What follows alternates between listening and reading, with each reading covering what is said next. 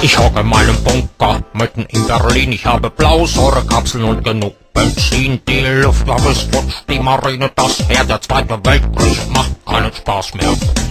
Kapitulation, da halte ich nichts davon. Ich habe über mir 3 Meter Stahlbeton. Kapitulation, nö, mir bleibt doch Blondie und ne Flasche schon drei.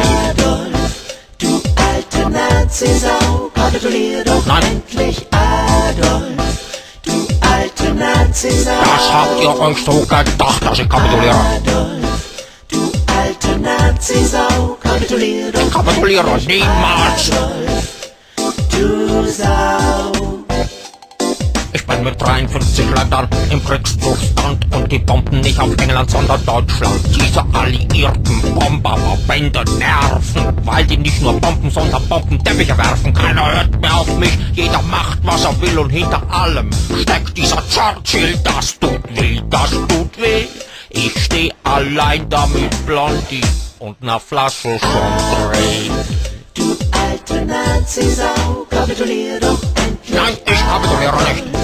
Du alte Nazisau. Ich kapituliere niemals.